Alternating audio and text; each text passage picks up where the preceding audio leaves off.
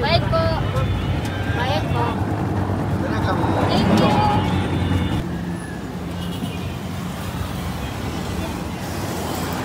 Yeah, sa vlog.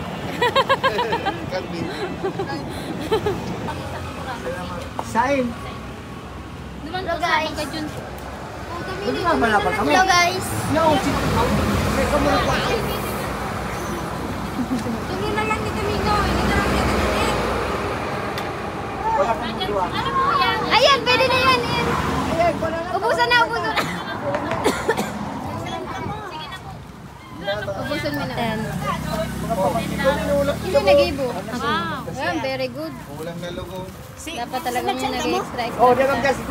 Hindi ko binagluluto. Dawa tama yan. Last kaya ano.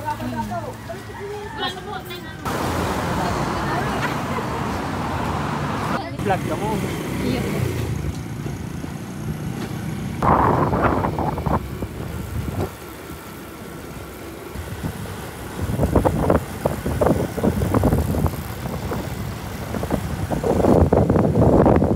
Hello guys, this is Joanne, isang OFW dati na dumidiskarte naman sa Pilipinas. At ayun na nga po, dahil nga kinahihiligan ko na naman ngayon ng pagtatanim-tanim. So ito tayo ngayon, may nag-comment doon sa ating isang post sa video na bibigyan daw tayo ng halaman. Kaya ayan, tara na agad, puntahan na agad natin.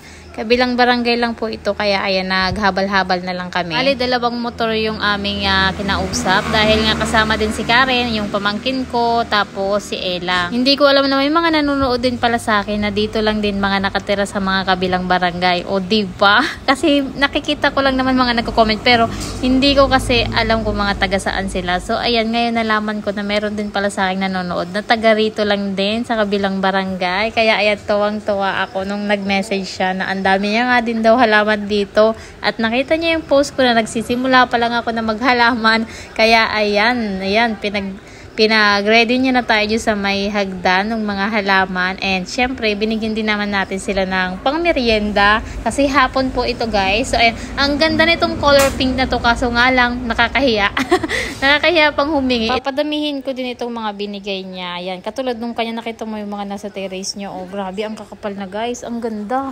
Pero mas cute talaga yung mga nakabiti na mga color pink. Grabe, ang ganda, no? Tapos siguro, dapat hindi siya naarawan para maging mas pink yung color niya. Mas tumingkad yung pagiging pink niya. Talagang yun yung tinitingnan ko. Ang ganda kasi, guys, yung mga pink. Sana mapadami ko yung binigay niya na 2 puno nito. Binigyan niya ako maliliit lang. Sana mapadami ko rin. Parang kasi yung laing din, mabilis lang din yan dumami. So, dapat lang maganda yung ating mga lupa. Buti na lang nakahingi na tayo nung mga, yung tataniman natin, yung panglagay na ipa ng palay. Tapos meron din tayo yung tinatawag na kokopit, yung pinagtabasan ba, yung mga laglag sa pinagtabasan ng ng nyog, ng kako. Tingnan mo yung mga tanim niya dito sa harapan. Puro halos yung mga binigay niya sa atin, ganon. Tapos meron din ditong bang tawag dyan, aloe vera. Humingi rin yung kapatid ko. Tapos yung oregano, ayan. Kasi maganda rin yung oregano, gamot-gamot. Wala na kasi sa masyado sa atin. Tapos meron din siya dito yung tinatawag na oliba. Itong malalapad na dahon na nakakatusok.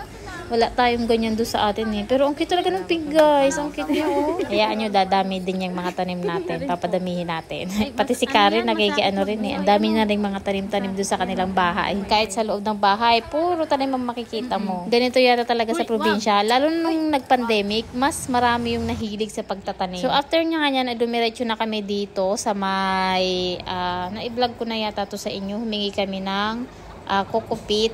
Tapos yung arugasang. Pati nga yung talbos ng kamote, humingi na rin kami kasi sobrang tataba talaga. Talagang sagana sila sa pataba dito, gawa ng kokopit. So, pwede pala na dun lang itanim, no? Tataba na sila. Pero hindi pwede itong mga sariwa pa nandito. Kailangan yung mga nandun na ilang araw na or medyo nabubulok na sila. Kasi pagka yung fresh pa, medyo acidic daw yun. Baka mamatay pa yung mga halaman. Tingnan namin dito ay hinalo na namin siya dun sa lupa. So, meron tayo dyan batya. Nilagyan namin yan ng lupa. Tapos yung kokopit. Tapos yung arugasang or ipanang palay na tinatawag. Pag hindi pa talaga mabuhay itong mga hiningi natin na tanim ay ewan ko na lang. Naalala nyo dati, ang dami-dami ko ditong halaman din nung bago ako mag-abroad, no? Tapos ngayon, ayan, nawala yung mga tanim. Nasa kapitbahay na. So ngayon, bawiin natin. Tatanim ko ulit ito sa bahay. Tapos antayin nyo rin guys kasi meron sa atin nag-sponsor ng halaman. Darating yon baka next week. Makikita natin dito. Madami din yung iba-iba din na halaman yon na ibibigay sa atin. 5 piraso daw yun na pot. Tapos bibili na lang tayo ng mga paso para paglagyan niya. Kasi dapat malaki para makabuelo yung mga ugat nila. So itong tinatanim ko guys, palmera yan. Pag madami, hihili-hilira na sa harapan ng bahay. Maganda yan tingnan. Tapos, kapag Christmas, pwede mo yan laging Christmas tree. Nalalagyan mo na lang yan ng ilaw, Christmas lights. So, maganda siya. Kasi ganyan yung ginagawa namin noon. Nung buhay pa si mama, ako taga-tanim niya ng mga ganyan na halaman. Ako talaga. Kaya, ayan, hanggang ngayon, nadala natin. Wala pa rin kuryente, guys. So, back here sa kainan, ayan, nag-iipon kami ng ating water. Dahil magbabagyo on Friday, so Miyerkules ngayon, nag-iipon kami ng tubig dahil baka daw lumabo yung ating waters bukas o susunod na araw kapag patuloy yung pag-ulan. So ngayon ay umuulan na po dito and ayan, nakita nyo yung mga puno, tinanggal na nila yung mga sanga-sanga dahil naghahanda na sa pagbagyo. Yung lakas na ng ulan ngayon. Pero hindi pa yan bagyo guys, maulan pa lang. Nasa Hong Kong yung bagyo na galing dito.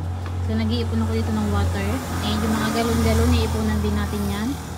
Habang malinaw pa yung tubig kasi lalabo daw yan kapag sobrang lakas na ng ulan and baka bumagyo, mawala ng tubig, ganyan. Gawa rin tayo ng merienda. Ayan, sila pala.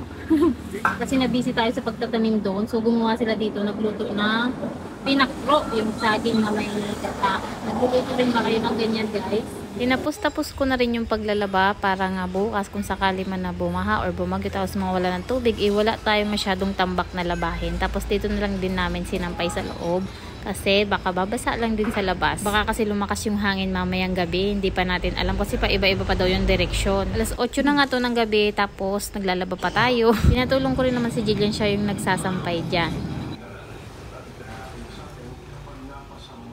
Nakatulog na nga itong batang maliit dahil hindi natutulog sa hapon. So maaga siyang natutulog sa gabi. And here it is. Tapos na tayo maglaba. Makakapahinga na rin sa wakas. At siguradong hindi rin naman ako makakatulog.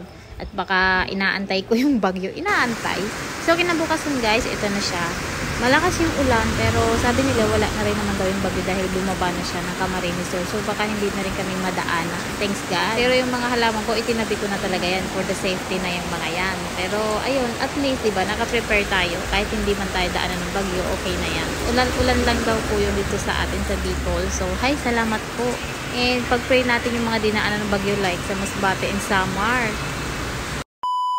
Akalain mo yun, 167 pesos lang itong aesthetic toothbrush holder dito sa banyo. Iwas ipis, iwas mga insekto na ladapo sa ating mga toothbrush. Iwas na rin sa mga alikabok at laging may takip yung mga toothbrush natin. Plus, napaka-aesthetic ang neat tingnan dito sa banyo. Napakadali lang din itong ikabit dahil may kasama na siyang adhesive. Ididikit mo lang dyan sa pader mo. Siguraduhin mo lang malinis yung pader, tuyo, hindi po basa para magtagal yung dikit niya. Option din yan na pwedeng screw kung meron kayong mga grinder. Pwede mo rin nga itong gamitin na lagayan ng mga kutsara, tinidor. Pero ako dito ko ginamit sa banyo. Grabe, ang cute talaga, oh. For only 1,100 pesos, meron na tayong bowl dito sa CR, tsaka yung ating gripo na 150 pesos, plus yung mga PVC pipe na ginamit, worth 300 pesos lahat. Pumunta nga kami dito sa hardware para bumili ng bowl ng morning. 1,100 po yan. Sabi na ibang nag-comment, ang mura-mura daw dito sa amin. Ayan po, nakasell siguro. So, kinarga lang namin yan dito sa may top box ng ating motor. Carry naman, mabagal naman ang takbo natin, tsaka malapit lang. Nagamit naman na tiles dito ay 50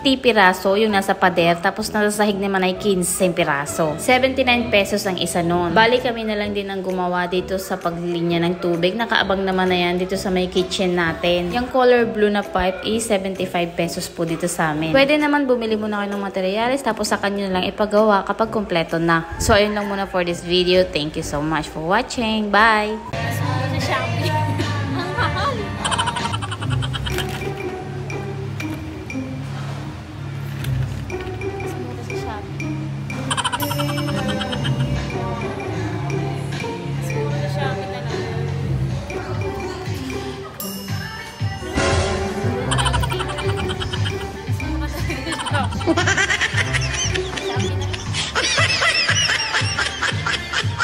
Ayan, ayan, pahabol ko lang itong dumating na parcel natin ngayon na Korean blinds for our window. Nasa 630 pesos po yan. Baka gusto yung umorder, ilalagay ko na lang yung comment section yung link niya. Every time na may order po dyan sa link na yan is meron po tayo makukuha na commission na makakatulong din po sa atin. Thank you so much sa mga order. So ito, inaaral pa lang namin kung paano ba siya ilalagay and kung okay ba yung sukat na na-order ko. Ang sukat po nito ay 130 130 by 160. Pare-pareho lang po yan ang haba, 160. So, magkakaiba na lang sa sukat ng mga bintana nyo. So, ito pong sa amin ay 130. CM po yan na CM. May mga kasama na rin naman yan na pang screw nyo dyan. Yung, ano man tawag doon? Tox. Tsaka yung screw. Tapos, yung pang sabit, ganyan. So, ayan, mas magandang tingnan and mas madaling linisin. Hindi mo na kailangan labhan. Pag, punas-punas lang. And, lakas makamayaman ng ganitong bintana. Ganitong kortina, no? Actually, nakakakuha ako ng mga idea nung nag-abroad tayo. Diba sa ibang basa, ganito yung halos yung mga ginagamit nila sa mga bintana nila. So, ayan, sabi ko, meron din naman pala sa online sa Pilipinas. So, let's try. So, paano ba yun? Bukas na lang ulit ang update. Thank you for watching. Bye!